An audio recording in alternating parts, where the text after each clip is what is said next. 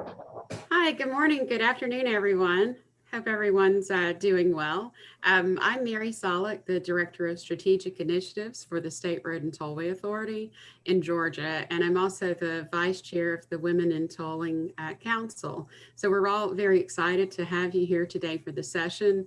This is a very important topic for the women in tolling, and we're excited to present this as part of our monthly webinar series. I'd like to give a special shout out to our council member, Terry Slack with CDM Smith. She's put a lot of effort into the building of program, and she's built and assembled a fantastic group of experts to address this vital topic. She's also our new chair of the WIT Program Planning Committee, and we'll be sending out some more information on that soon on how to sign up for that committee. So before we get started here, I'd like to just go over some logistics for today's session. Today's session is going to be about 90 minutes, and you've entered this meeting in mute. And so we ask that you remain in mute for this session unless you're speaking. You will have two views for this meeting, gallery view and speaker view. And the speaker view is recommended during the presentation, but gallery view is best when the presenters are not sharing their screens. And so if you're using a computer, you can access speaker gallery view in the upper portion of your screen. And if you're using a smartphone, you may need to swipe to find the best view option. And we encourage you to use the chat feature, ask questions, just make sure that you have everyone selected when you do so, so that so everyone can participate. And if it's for a specific panelist, indicate that in your question. Presenters are going to be engaging in the chat also when they're not presenting. And again, as Cheryl mentioned a few minutes ago, we are recording so that this can be posted on the IBTTA website following the meeting. So it's now my pleasure to introduce the moderator for today's discussion, Diana Ensign. Diana is the Director of Human Resources for the Kansas Turnpike Authority and is responsible for implementing strategies for acquiring, developing, and retaining high-performing and a motivated workforce. So Diana, with that, please take yourself off mute and the floor is yours. Thank you, Mary. Good morning, everyone. It is great to be here. I am very excited to be the moderator today for this very important and relevant topic that we're going to be discussing. You know, a year ago, we were talking about numerous ways and programs and approaches of how to recruit and retain our employees. But today, now we are having to think of different ways. And so we are having to change our programs. And however, one day we are going to go back, and with that, we are going to hear about some successful pre-COVID programs that will be speaking about how we have new and current approaches to this. So we want to hear from you. So again, please use the chat box and ask questions, talk about your programs and add any feedback. So now I'd like to go to our presenters, and we have 4 expert presenters who each will present for 10 minutes. Again, feel free to put your comments in the chat box. We'll have a Q&A at the end. Our session will begin with PJ Trudeau. PJ is based in Washington, D.C. and is the founder of the HR Roundtable. She coaches, consults, connector, and trainer. PJ has been working in HR for more than 20 years in a global leadership roles that have helped to foster workplace consistency with the values and mission of the organization. She will be giving us an overview of the workplace as it relates to recruitment and retention and strategies. Then we will hear from Laura Kelly. Laura is the executive director of the Central Florida Expressway Authority. Laura has more than 30 years of experience in executive transportation management, helping shape national, state, and local policy. Laura and her team has been working with an innovative school program that we're very excited to hear about. After Laura, we will have Amy Fermo. She will speak. Amy is the Human Resource Programs Manager with Washington State Department of Transportation. Amy oversees the labor relations, protective leave, internal equal opportunity, and drug alcohol programs. Amy has been with WashDOT for 13 years. And our final speaker will be Christina Wilson. Christina is a senior human resource business partner for CDM Smith. Christina has 20 years of experience where she oversees the North America and industrial business units. Christina also has a very interesting program that addresses the returning workforce. Now let's get started. Let's welcome our first presenter, PJ, who will set the stage for today's session. PJ, the floor is yours. Please share your screen and take yourself off mute. Hello, everyone. Wanted to talk today about our employment and recruitment and retention strategies and where we are. Taking a look at the new workplace. Today, we've certainly had an impact of the pandemic, talk about that, as well as what retention strategies are useful and what's been working so far, as well as how you do recruit in this new environment. The pandemic impact. Safety obviously is the number one priority, whether you are in the office or if you're out in the field, or if you're working from home, whatever you may be doing, we want to make sure that you're safe in doing it. And it's caused a lot of changes, especially for those that do have to be working on site with getting additional PPE, social distancing. We've had to update policies and procedures, and for some organizations, change the way we work. Our traditional offices will no longer be traditional in that if you had an open office space, they're slowly becoming now a thing of the past. Offices have to have protocols in place. If you do go in, employers need to protect themselves as well as make sure their employees feel protected when coming back into the office. It'll hopefully, if employees do go back to the office, they may be going back to a smaller workspace. Organizations are now looking at potentially having a smaller footprint. They don't want to be spending as much when they can see how successfully a lot of their organizations are working from home. So that's certainly something that a lot of organizations are considering, and as to whether or not they need to have as much space that's either leased or owned for their employees to go to. Flexible work environments that were once optional are certainly now the standard. That's something where you're going to definitely see, as we see now, the more flexible hours have certainly worked. We have remote work options by giving everyone an opportunity to work on the hours that are going to work best for them. You're seeing now that work-life balance is pretty much non-existent during this time frame. While we are dealing with the pandemic, there isn't a separation for those that are working remotely. There isn't a separation between home and work life. We hear from lots of employees that they feel that their time is spent trying to have a better balance as to when can I stop working. I feel like I'm always on. You've got parents that are now being parents and teachers and trying to take on many different roles and balance all of those at one time, as well as being caregivers. So organizations really are looking to see how flexible they can be and to work with their staffs so that they know they're being supported and so that they're able to also still be productive, because we have certainly seen an uptick in productivity for those that are working at home. Unfortunately, there have been significant layoffs, furloughs that have occurred, even some organizations that have had to close their doors as a result of this pandemic. A lot of these changes have resulted in certainly changes to business structures and really a concern about what is our budget going to look like in the next year, and is this something that we can sustain long term?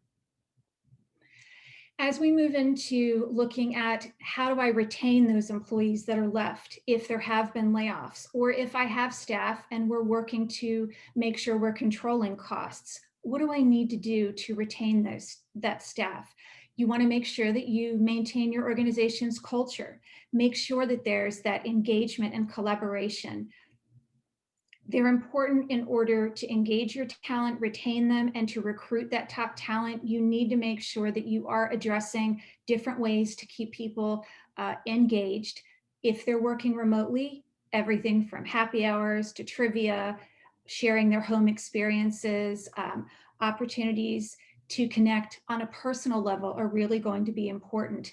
If you have those that are out in the field, perhaps sending them a lunch, doing a lunch specifically for them. There are certainly a lot of organizations that have had staff that haven't been able to work remotely at all throughout the pandemic. So definitely a recognition of all of the work that they've done.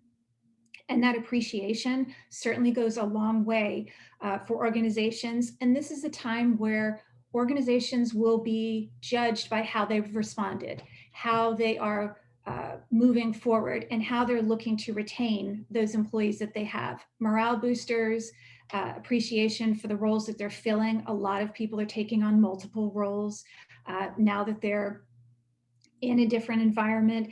Anything you can do to keep staff excited about what they're doing, happy to be doing it from a remote standpoint, they're going to continue to be as productive as they have been. But you also want to continue to have that collaboration. It means some more specific and more deliberate things that you do in making sure that there is a constant amount of communication from all levels, CEO down, that you are definitely hearing from others, and making sure that there's that transparency so that staff is aware of what's going on and understands the situation, especially if it is one where there could be potential changes in the future.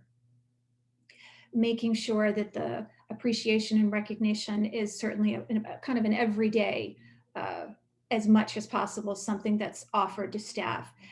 Employee well-being is now the utmost of importance. Mental health, mindfulness, stress relief. You're dealing with all of these different challenges that people are dealing with, whether they're at home dealing with them or out in the field, in the office. You've got additional stressors you didn't have before. PPE, trying to make sure that you're safe, whether you're taking metro or if you're at home and dealing with all the things that I've mentioned. Those work and home conflicts can certainly cause a lot of anxiety, and you want to make sure that you have an employee assistance program to assist those or other benefits for staff. Retention, as far as making sure that you are providing them the proper training and tools needed to meet their needs. Providing managers and staff with the training and tools so that they can work remotely, do their jobs remotely, whereas they may be doing the same things. It's a completely different look when you're doing it from a remote standpoint versus it being something that you're doing in the office. You can't see the same social cues that you would normally see in person. So you need to make sure that managers have the tools to appropriately do performance reviews, to have conversations with staff, and to provide that consistent and timely feedback. And make sure that you're providing that support, as well as continuing development to keep your staff, keep their skills up to date and active for what it is they need to be doing next. This has definitely had an impact on all of the generations that we have in our workforce. Each generation is experiencing it differently. As you see here, depending upon your age, what generation you fall in, the millennials right now make up over half of our current workforce. And in another few years with Generation Z, they'll be about 75% of our workforce. And you want to understand each generation's unique perspectives and the need of each to more fully leverage how they can work well within your organization. You want to make sure the most positive experiences that you're definitely taking advantage of that for the millennials who feel as though this environment where they're working more remotely, they're more productive. Generation X feels like there's better communication and trust through the remote environment. Generation Z absolutely does not agree. They feel that the pandemic has hurt the work-life balance for them, that their employer needs to be providing them better tools to work remotely. Generation Z certainly is one where they're much more collaborative and they like to be in person more. Interesting, being that they're also a generation that lives from a smartphone. Recruiting in this new environment. As we look to how we'll recruit and retain staff as we move forward, we have to reimagine how we're doing that, how work is being done. We now have the ability to work remotely for a lot of the opportunities that we have with a lot of the positions within our organizations. You want to determine what positions can work remotely. And then once you know those that can versus those that are in person, if they can work remotely, do they have to be in the same geographic area? Can we open that up so that they can work in other areas, either around the country or around the world? If it's in other areas, especially around the country, you may be able to have a potential cost savings because there's a lower cost of living in another area versus, for example, here in the DC, Virginia area, Maryland and Virginia. You want to make sure that your managers and anyone else that's interviewing knows how to do it virtually, that they've had the proper training, just as we would if someone was in person. But again, being remote is completely different, having that conversation over a video versus face-to-face. You want to make sure that we're onboarding well, that we are onboarding remotely and looking at it from the individual that's coming on in their perspective. Are they feeling welcomed? Are they feeling a part of the organization? Developing new ways for them to connect with their teams, doing meet and greets. Assigning a mentor is always helpful because that will provide them a way to connect with the organization and how the organization was previously and help them to understand how things are to look as they move forward based on that individual's prior experience and understanding of the company's culture. It's so important to do what you can to tie that culture into any type of events you have, meet and greet, happy hour, whatever it might be. Do a virtual coffee or a virtual lunch, giving that person an opportunity, those new hires that come in, to connect on a more personal level will help them feel more a part of the organization. Overall, the future of work is fundamentally different from what it was previously on so many cases from where we were and how we were working. Going forward, there'll be more flexibility. Work locations will be different. For some, it'll be much more remote than it has been. Work schedules will definitely be more flexible, which is certainly a positive thing, giving everyone an opportunity to come up with a schedule that works best for them. The hybrid and remote work will certainly become standard. You'll see more companies that have employees that work remotely, and then maybe you're in the office a few days a week or even a few days a month. Employee well-being is certainly at the forefront and is going to encompass total employee health, happiness, and job satisfaction instead of just taking care of the employee and how they are on a day-to-day work. We're going to be looking at that whole employee and how we can help them both personally and professionally. If anyone has any questions, certainly feel free to put them in the chat, as well as certainly feel free to reach out to me. Thank you.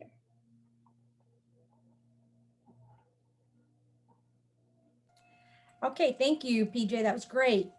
Next up, we have Laura Kelly, who will discuss mentoring in-school programs. Laura, the floor is yours. Please share your screen and take yourself off mute. Hello, everybody. This part of the panel discussion is going to try to tackle the question, how do we get kids interested in transportation jobs at an earlier and earlier age? And a few years ago, CFX had the opportunity to begin thinking about this question. So this is kind of what the presentation is going to be focused on. This is a subject that's near and dear to the hearts of everyone at CFX, inspiring future generations to chase a career in STEM. There are so many careers in transportation that require a wide range of education, from vocational to advanced degrees. There is a path for every aspect of our transportation world. By giving high school kids an opportunity to have hands-on experiences in our environment, we hope to develop a more diverse and talented team and industry.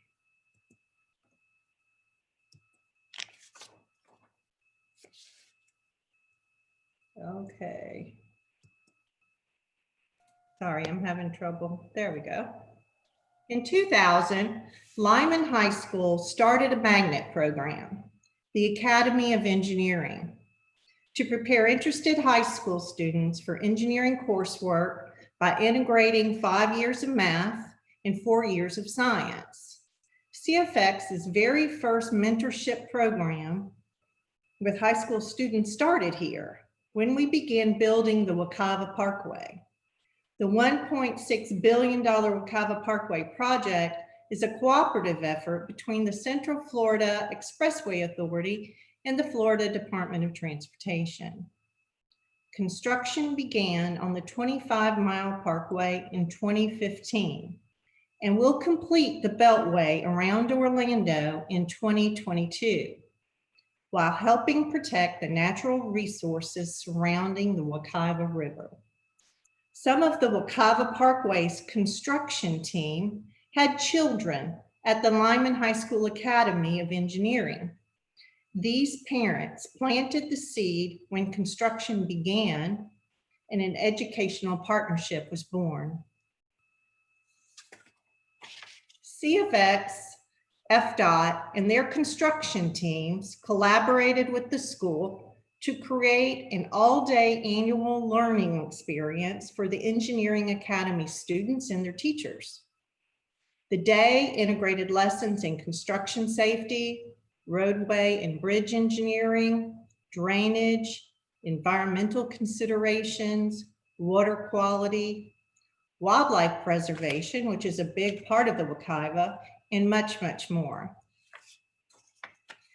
The day evolved every year, and so the students had new experiences at different points in the construction life cycle. This is one of our early groups. Some of these students experienced the Wekiva Parkway every year they were enrolled in the Engineering Academy. And for most, it started their very first year as a freshman. For some, it started as their last year in middle school. Multiple opportunities at the construction site for hands-on learning were provided to the students throughout the day. The tour was designed to inspire students on a variety of subjects. Students used surveying equipment and a hands-on exercise shown here in this slide. The groups of students grew every year for this annual all-day event. Many parents began to tag along to learn more about our industry. It continues to be a unique opportunity to create enthusiastic desire for our world in transportation at the high school level. We want to do even more. We saw a spark of interest in providing this annual day with Lyman High School. So we were inspired to reach out to more schools. We are now working with Orange County Public High Schools to develop an annual learning day focused on evolving technology in our industry. Orange County Public Schools is seeking a partnership with CFX and all of our consultant teams to develop a technology program at every one of their 20 high schools. Toll collection technology, phone app development, solar energy and sustainability, electrification of roadways, autonomous vehicles, of course, are just a few of the areas we hope to explore with these high school programs. We are preparing programs for the 21-22 school year. The CFX team is immensely excited to begin inspiring our next generation of transportation leaders. And we hope some of these students will someday be CFX staff. We hope other agencies around the country and the world will be inspired to work with their local school programs as well, so we can get more and more important leaders and diverse workforce at all of our agencies and in our industry. So that concludes my presentation, Diana. I'll be glad to answer any questions. Okay, thanks, Laura. That was great. Next we have up is Amy Fermo to speak about WashDOT's Infant at Work program.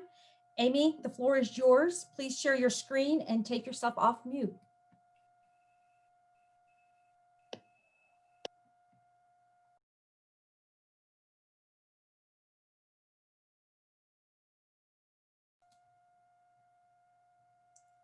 Amy, did you take yourself There off? we go.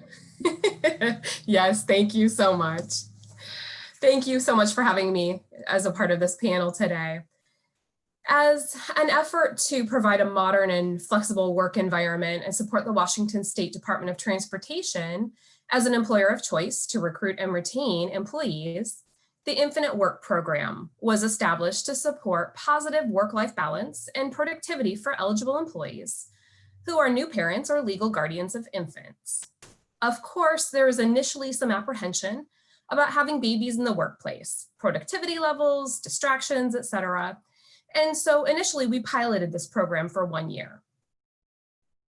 After a successful year-long pilot, with over a dozen participants, the Infinite Work Program became WSDOT policy in March of 2018. To date, 53 infants with their parents have participated.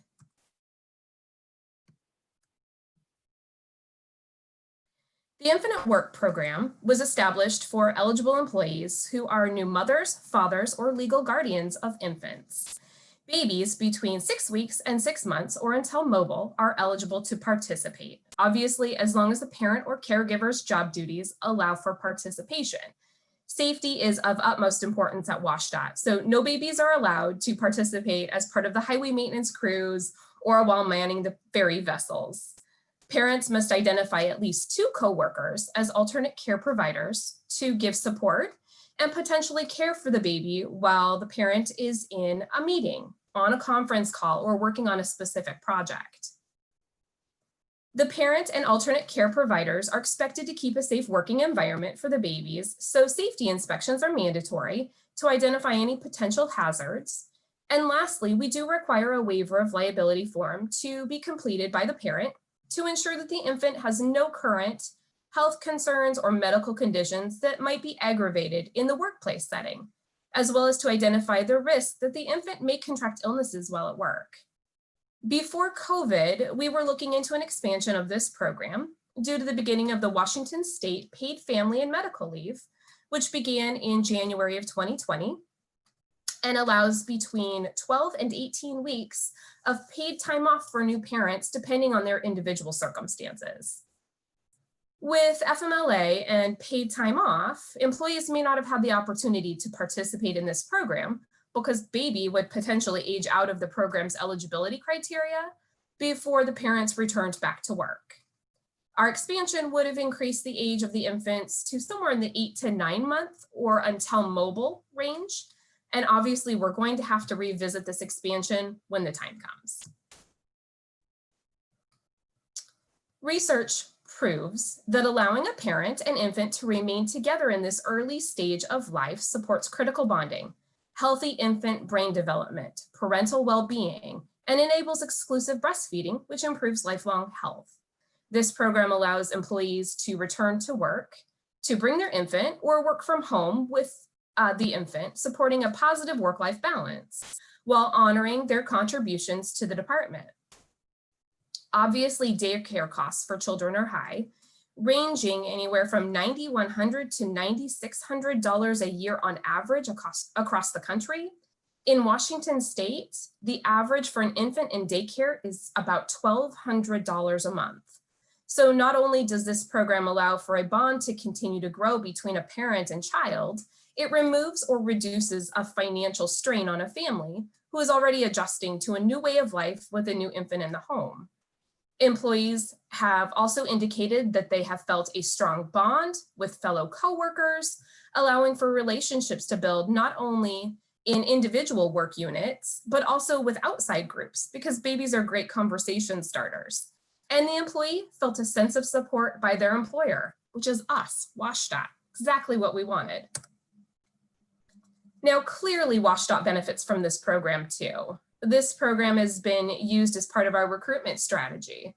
In fact, a couple of years ago, when I served as the recruitment manager for the agency, we had a team of 8 recruiters, 5 of which participated in this program within about an 18-month span of time.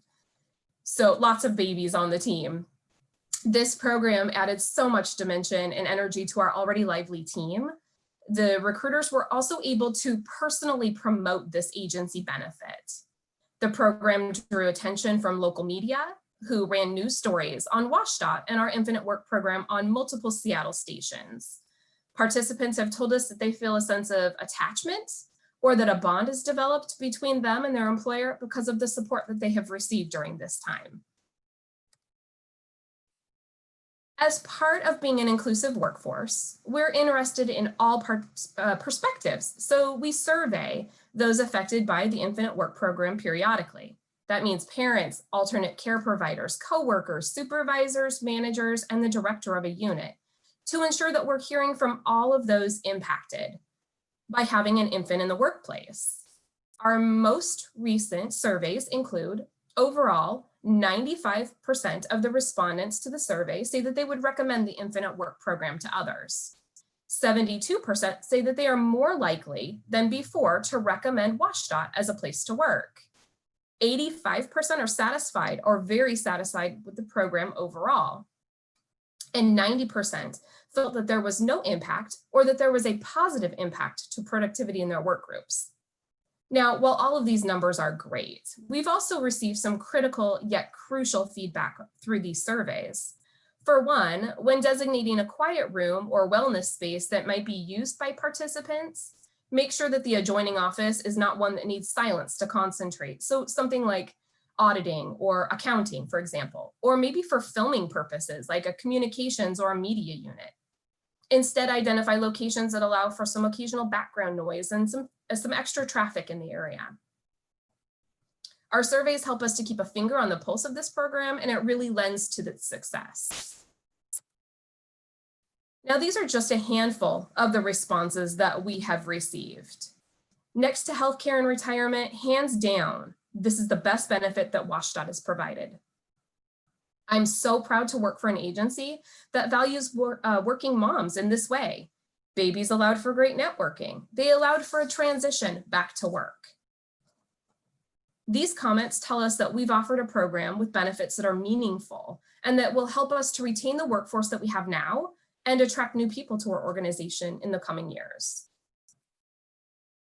Another piece of feedback that we received from our survey was about offering a support group to participants. So a few of our current and former participants developed just that, a support group and internal webpage directed toward former, current, and future participants. During these group sessions, employees are able to discuss the many unique challenges that come with having their infants in the workplace. They're able to share their experiences, valuable insight and resources, ask questions, and give helpful advice, and also discover more about the agency's program and policy. And here are just a few of our participants busy at work. Now, obviously, due to COVID, the Infinite Work program is suspended right now, with many of our staff working from home full-time. Our shift now has been to focus on how we can support parents, caregivers, and those with children that are receiving distance or online learning. But whether it's an Infinite Work program or supporting our staff through this unprecedented and difficult times that we've faced recently, we show that we want to support and retain our most valuable resources, our people.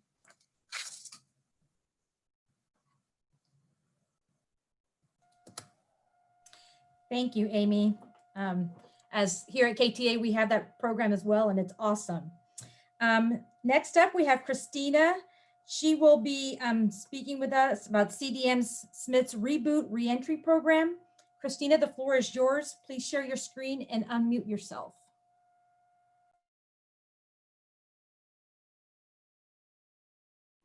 I am unmuted. I'm just trying to share my screen. Just give me 1 second, please.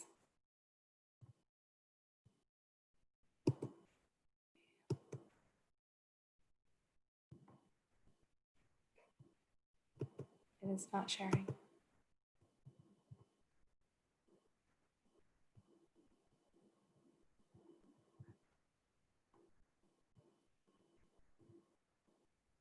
My apologies, Cheryl. I'm just trying to share. I'm not sure why it's not sharing now. It's okay. Do you want me to share mine and give you remote control? Sure, that'd be great.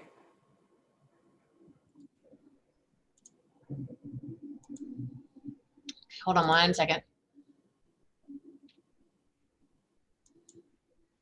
Okay, see if you can just change that.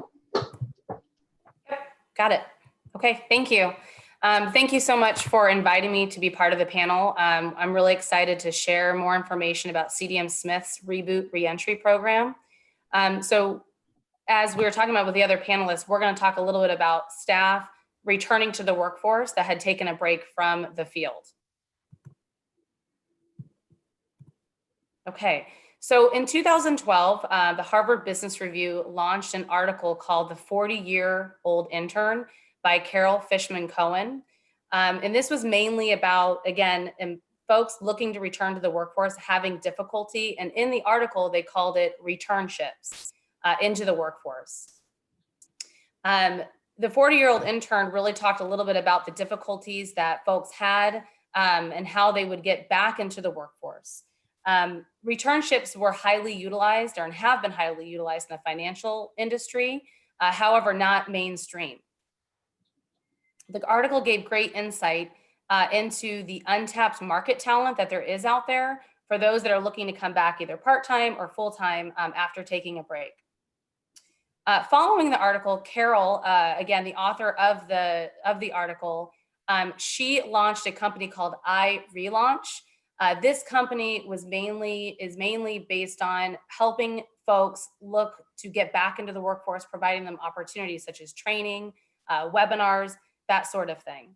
And then in 2015, a task order was issued to address the STEM issues that we're having for folks trying to return back to the workforce, because we're having a difficulty, obviously, with STEM and having folks come back to the workforce and having those types of opportunities. So this task order was issued.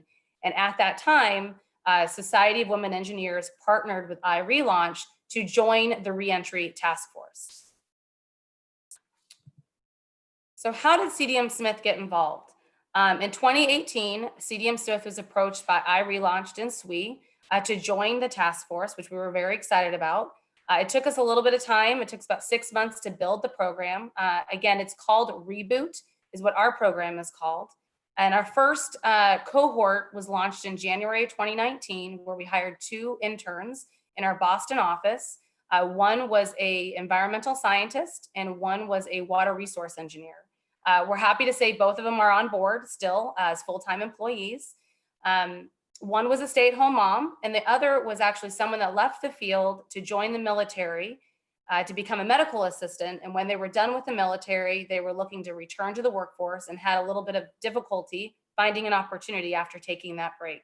Again, they're both employed here, which is we're very, very proud of at CDM Smith. The second cohort was launched in January 2020, where we again hired 2 interns. One was a transportation planner and the other was a mechanical engineer. We have hired one of the 2. We've hired the transportation planner down in one of our Texas offices, and they are working still full time, and we're still looking for an opportunity for the mechanical engineer. Unfortunately, when the internship ended, it was in the middle of COVID. So again, we're just continuously working with that person. My understanding is our recruitment department meets with that person once a month just to kind of keep them engaged and make sure we're helping them and again, trying to find a full-time opportunity. So the program overview, we are very proud and again, excited that we're part of this, all of these companies that you see here on the screen. Obviously there's some major players. So the fact that CDM Smith can be part of it was an honor for us. And we are the first in our industry to take part in such a re-entry type of a program.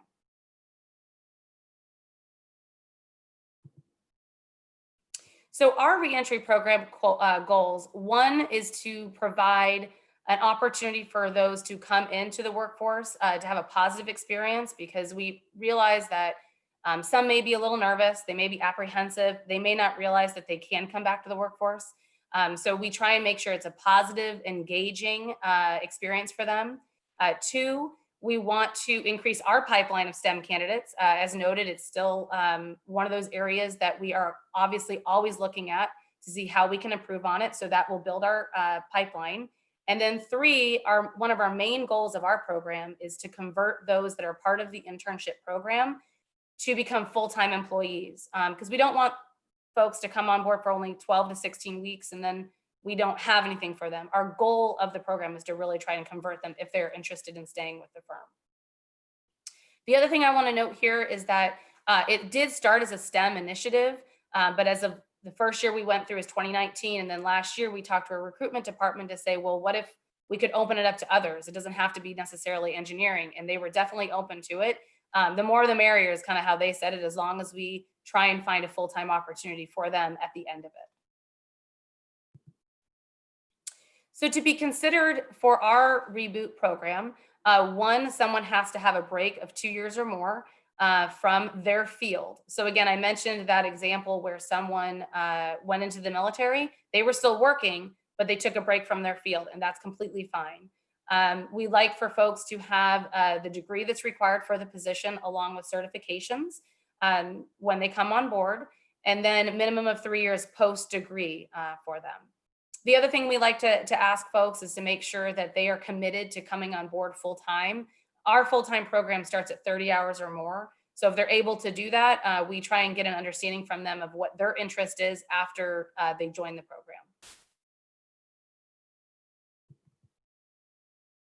So the conversion factor, again, I've noted already earlier that our goal is to bring them on full-time. So as long as we have the workload and as long as the performance is meeting expectations, we are more than happy to bring people on board. One of the items that we coach our managers on is to say, if you want to open a position as part of Reboot, you need to show that you're going to have a full-time opportunity for these individuals. Because we, again, like I mentioned, we don't want to have someone come on board that then ends at 16 weeks and they have to go try and find something else. We really try and convert them into a full-time opportunity, as long as they're interested, of course. So a little bit about our program. I mentioned, I think it was a 16-week program. It started out as a 12-week program. The first year, we moved it to a 16 weeks. It's January through May, and it is a temporary opportunity. So what that means at CDM Smith is that you are eligible for our temporary type benefits that you see here on the left-hand side. It is a paid internship. It's paid in line with the opportunity that you're working on, and then also the years of experience the individual has. But they do get service time for the temporary time that they're with us. They get paid for holidays, and then these other benefits that are listed here.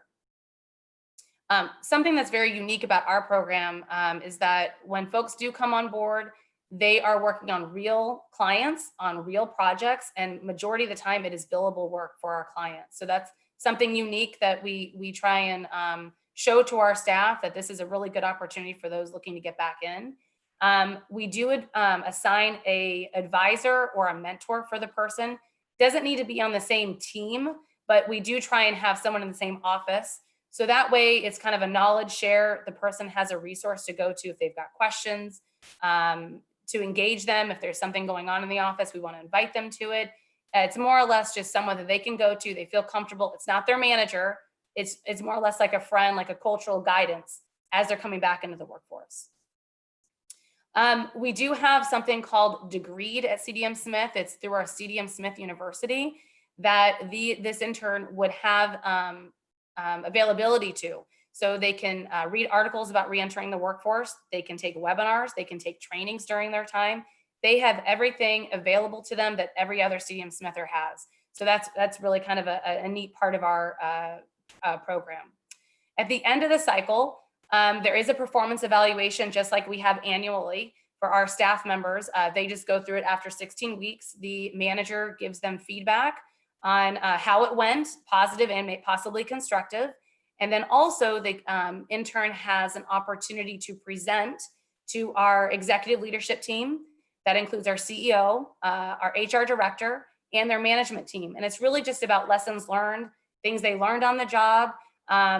It's kind of a neat concept that they can present to such a big team. And then again, our conversion goal. If we have the availability, we want to convert these folks to full-time opportunities. This is just a snapshot of past sessions we've done. We also hold bi-weekly lunch and learns for the interns. Some of these are about CDM Smith programs that we have. So our CDM Smith Cares program, business technology, the items that we're doing in the field and with our clients. CDM Smith University, I just noted. Lift is just a presentations, just the way we do presentations and the way we present. So that way they can also get training on how to prepare presentations, how to format documents, that kind of thing. So program success, again, we've only gone through 2 years. I think we started out with 2 interns each year. And again, for 2021, I believe it's also going to be 2 interns unless other opportunities come up. So we've converted 3 of the 4, as I noted, again, and we're still in touch with the mechanical engineer trying to find an opportunity there. And again, it's usually based on where that person may want to stay located, especially if they already have roots somewhere. We've had also over 100 candidates express interest in our program. We have something called a talent community. So on our system, you can express interest into the program. It doesn't mean you have to apply directly. It just means I'm interested. I want to hear more about it. And then we get in touch with you from our recruitment department. And we are right now have over 100 candidates. And then recently, which we're very proud of course, is that we were featured in an article in Engineering Inc. in spring of 2020. So that was very exciting for us. So going into our 2021 program, we are about to start partnering with SWE and iRelaunch to market our opportunities. We're going to get access to their databases of resumes. Again, we already have our talent pool that's expressed interest. We're going to start posting the opportunities soon if we haven't already. And then folks can certainly apply right on Reboot, or they can just express interest if there's an opportunity there, or if there isn't an opportunity. Hey, I want to do finance, or I want to do HR, whatever it might be, it's out there. And this is actually what the Reboot site looks like on cdmsmith.com. So if you go right on there, you can express interest or apply for a request to hire that we have available.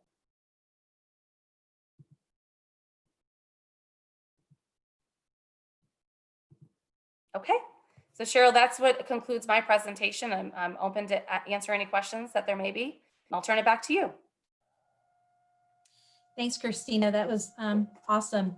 So now let's take some questions and discuss our current environment. So if you would put your questions in the chat, we will try to get everybody's questions answered. In the meantime, while we wait for that, PJ, I have a question for you.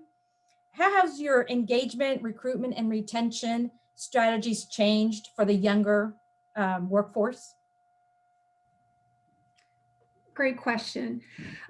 Definitely been able to focus much more on the technology. Obviously, we've been using it so much more on the remote side, but we've been focusing much more on that employee well-being and making sure that not only are we addressing how they'd be productive and how they'd work within the organization's culture, but also the things that we would do from a social aspect. That's certainly an area, being more conscious from a community. How can we be giving back to the community?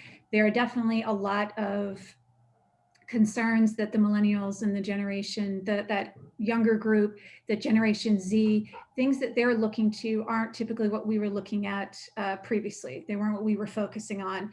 So certainly being more socially aware in what we're doing, being more social overall, having a better understanding of organizations having more of that work-life balance where the individual can decide what their hours of work are going to be. Obviously, COVID certainly moved that to the forefront, especially with now everybody having much more of an opportunity to work from home.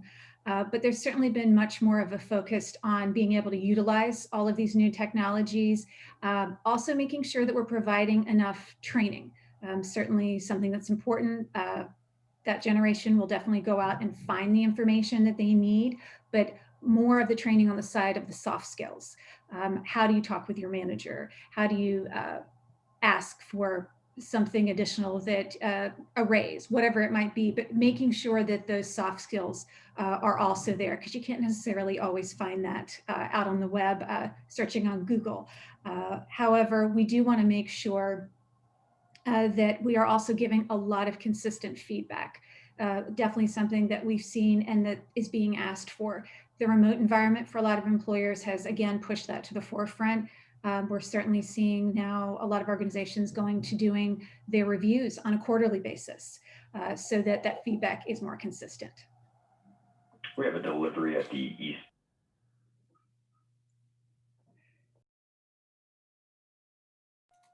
Don't you just love technology? Okay, so I have another question for you, kind of in the same realm. We hear a lot about that the younger workforce wants something different. Do you, in your experience, do you find that they truly want something new and different than our existing employees? I think they want more interaction. They want to know that you care as much about them and how productive they are in doing their day-to-day jobs as you do about them as individuals. Whereas the other generations will work and work whatever hours are needed. It's not that the younger won't. They just want the recognition and they want to feel valued for what it is they're doing. Everybody wants to feel valued, but they want to hear it more often. Whereas for a lot of the older generations, it's not as important to them. They appreciate the acknowledgement, but they want to be able to, Generation X likes the flexibility, whereas the millennials definitely need a lot more feedback, a lot more consistently.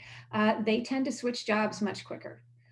There's not as much loyalty in that they want new skills. So if you're not offering that to them, they're going to go somewhere else and find that. Whereas the older generations, you tend to see them staying in place quite a bit longer.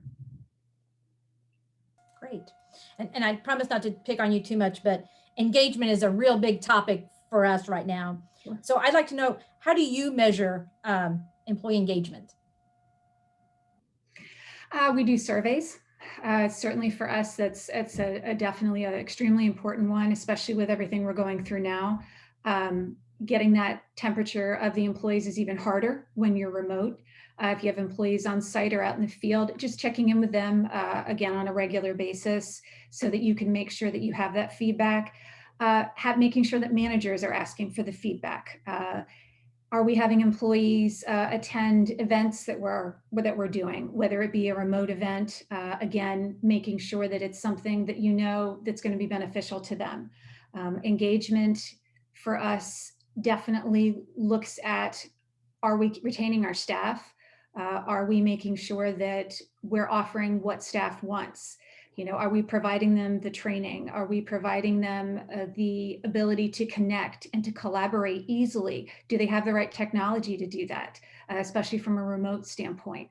So for us, it's really a lot about now, are we also offering all the right benefits that we need to offer to our employees so that they're feeling well taken care of, especially more on the mental health side now, which is even more important as you're dealing with a lot of additional stresses, anxieties, and different things that are coming up.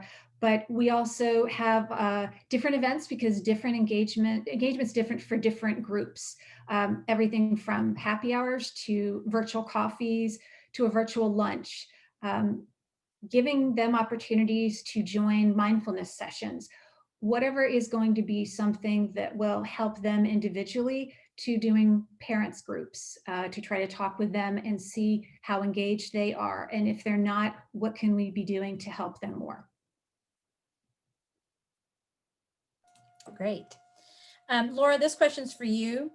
Do you think the give back programs such as the mentoring improve employee morale and or engagement? That is a great question. I know all of the staff that are involved in these programs truly enjoy the programs themselves. They love interacting with the kids, with the parents, with the teachers. And so, yes, I think they truly enjoy it. I know a few of the people that have been involved or on this call, I was noticing some of the participants. And I think if you talk to any of our staff that are involved in these programs, they are enthusiastic about it. I think they understand what a difference it can make in a kid's life to be inspired to do something a little bit different in transportation and technology. So in the chat, somebody asked, how do you recommend more agencies start such a high school / engineering program? Can you tell everybody how to do that? Well, we actually engaged at a school board level with Orange County several months ago, and they were just bowled over by the opportunity to actually have CFX and all of our partners really help the school system have this hands-on experience that really supplements their curriculum. And so that was really the beginning. Then it became the ball was in our court from a agency perspective. And so I tasked my staff and anyone that wanted to participate, really, what are the programs you think kids might be interested in from a technology standpoint? Because one thing Orange County told us is like, we're not necessarily, yes, we may be interested in engineering, but we're really interested in the technology side of your business. So we ended up exploring 9 different topics and created a presentation to give them a taste of what that hands-on experience might be like. And we presented it to 7 of their top administrators to get the ball rolling. From there, each of the 20 high schools will designate one teacher that will lead that school in their particular area of interest. So that's kind of how we got ours kicked off. But I think as long as there's a desire, I think you'll find the school systems are extremely excited about the help and the partnerships. Great, thanks. Oh. There we go. Amy, this question is for you. You touched a little bit on this in your presentation, but I want to get a deeper in-depth. Here at KTA, we have an infant network program, and we immediately cut it off with COVID. So I'd be interested to hear how COVID made you rethink your infant network program, as far as not just cutting it off, but maybe altering it a little bit. Sure. So certainly with COVID, it ended our program, suspended our program for the time being. Safety is, like I said, it's utmost importance, I think, with any sort of organization. I think obviously with the shift from, the majority of staff that would be eligible to participate in this program being in office settings, office environments, now really working from home, teleworking, it's really, going back to what PJ was talking about being really flexible with the work schedules, potentially doing split shifts, thinking outside of the box, since it's not Monday through Friday, 8 to 5. Potentially somebody is online at 5 o'clock in the morning and they're off by 8, and then they come back because they've got a child that's doing some distance learning and who's 7 and needs somebody there to help them through that process, and the employee is able to log back in at 1 or 2 o'clock and finish out the rest of their shift. I think it's really kind of shifting a benefit in a different way that meets the needs of what's going on. I mean, certainly, post-COVID, we would love to go back to this program. It was really beneficial. We found, a lot of enjoyment. Like I said, I had 5 babies on my team within a span of time, and it was fantastic. But really recognizing and kind of keeping up with things, keeping up with what the needs of our employees are right now, I think is so important. Thank you. Yeah, the holding the babies. We had one infant here when COVID started, and we had to send him home, and it was just so much fun. It brightened our day. And Yes. Unfortunately, we had 2 in the wings that we were not able to bring back. So that was kind of sad. Yep. Christina, this next question is for you. Does the Reboot reentry program look different now that unemployment rates have changed? Actually, it doesn't. We at CDM Smith, we've done a really good job with continuing our recruitment efforts. We haven't really slowed down in that aspect. And for our Reboot program, we are still planning on hiring 2. We have been launching, and I would say advertising to the different units that we have within the firm to make sure that we have enough opportunities, but we are planning on launching 2 interns for 2021. So, yeah. So we have a question out on here. So all these programs are great. The question is, are any of these being done in a unionized environment? I can take that one since I'm still off mute if you would like. I'm not aware that it's being done in a unionized environment for CDM Smith at this time.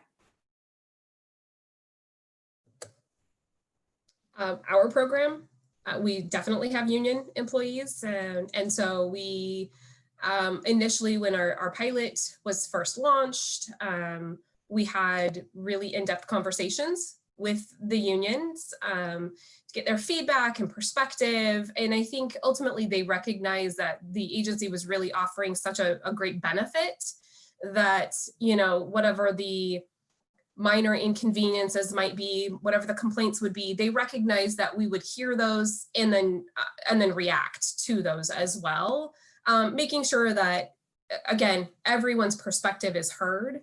But I think it's really about communication.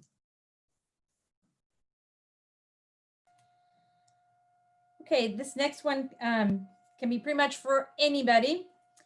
Here at KTA, we have found that our employees have been more engaged through the pandemic. If you have found the same, do you have strategies that you are going to be using to keep that engagement going?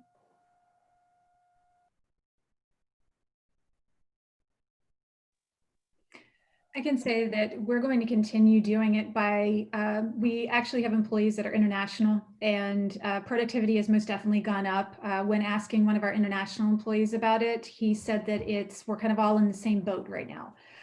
So we're going to continue trying to offer, we do a virtual coffee daily for 15 minutes that gives an update to the staff as to what's going on. It's optional to join, but it's an opportunity for us all to get together. We're going to continue doing things like that so that we have an opportunity to still connect, knowing that we will probably go back to a more hybrid environment where we will have some staff remote, some in the office, and it'll be a way to still keep people connected. And I think continuing to use technology, especially much more now that we're all experts on how to use video.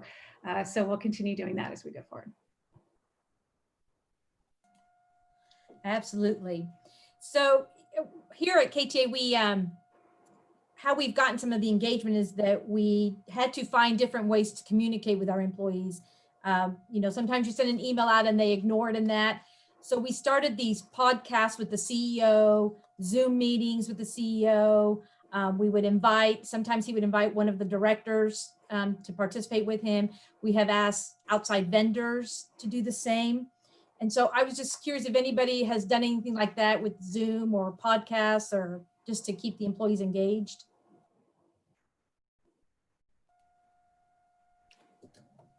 Nobody? We have at WashDOT, we have approximately 7,000 employees. And I know that we are broken out by regions. So we have 6 regions, a headquarters and a ferries division. And each of these areas have really taken it upon themselves to hold town halls, division all staff meetings, and it's really just a format to communicate. I think people just want to hear from their leaders of what's going on, keeping up to date with information that's coming out. The ability to ask a question of your region administrator or your ferries division director, I think is really important for people, especially with all of this time of uncertainty. And so those have been such key factors that we've been able to incorporate in.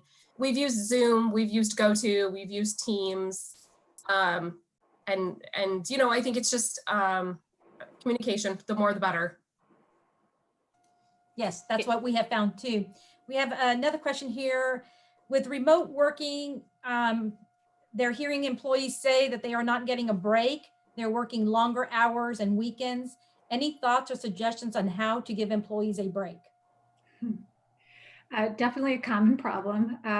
Suggestions have been and what we've definitely seen employers doing are to ask employees to try to schedule as much of their day as they can. So they have specific times of day where they're working and specific times where they're going to stop and focus on something unwork related to try to really make sure that you're not in the same area if possible from a work standpoint. And I say that knowing that I feel like any area in my house, I can take that laptop and continue working if I need to.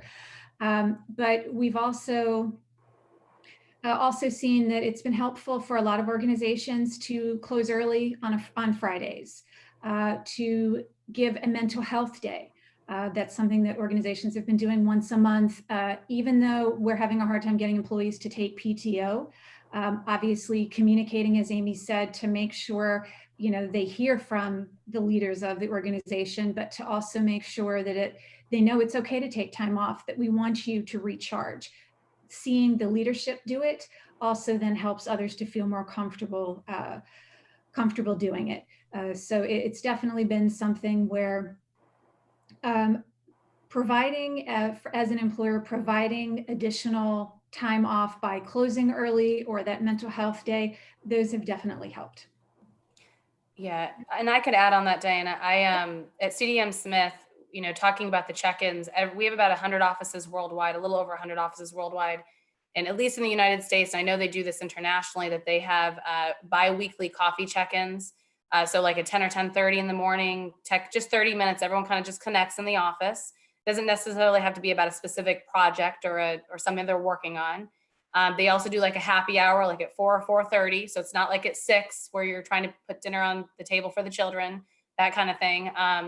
I can also speak to about the breaks at CDM Smith. You know, it has been very flexible. So since it started in March, I've been at this firm for 20 years. I started my career at CDM Smith and I've been here this whole time, which I'm very proud to say, of course, but they have been so flexible, just starting at the CEO level, to say everybody better take time for themselves. So we know you guys are working longer hours, but make sure you take breaks, make sure you get exercise.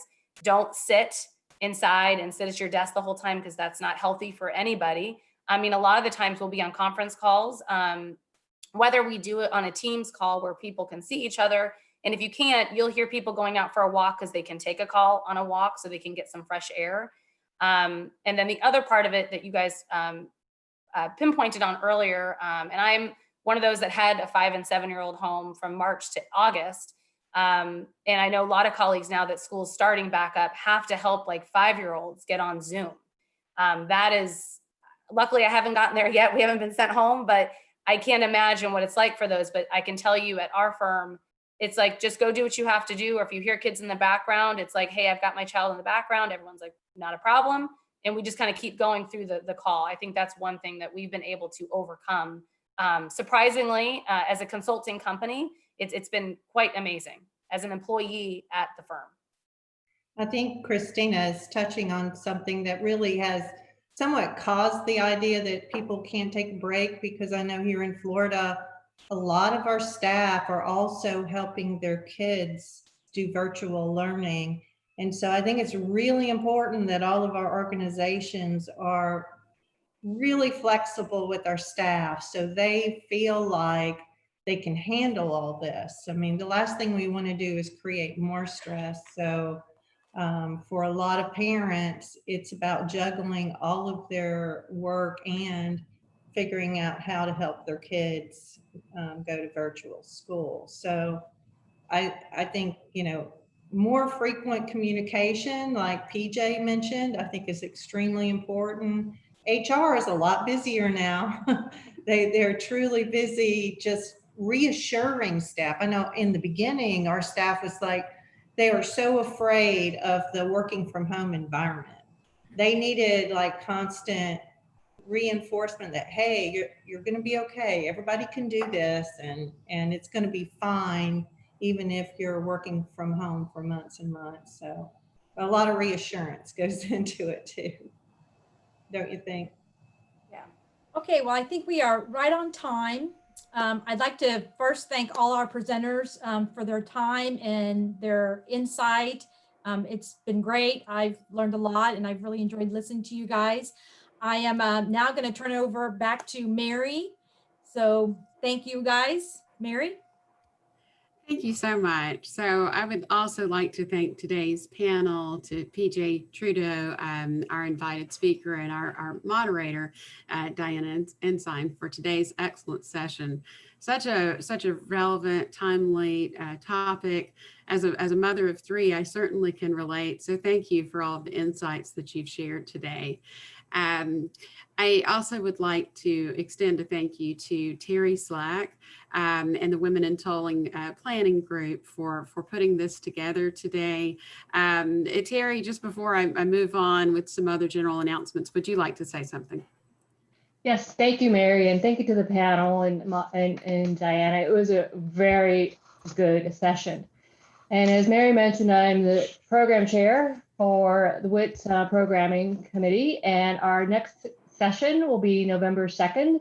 And so we decided, since it's the Monday before Election Day, that our webinar in November will be on mindfulness. And PJ mentioned it earlier, that sometimes you just need to have some moments of mindfulness, and we're going to learn more about it and how to do it. So please feel free to join us in November and share with your coworkers or anyone else who might be interested.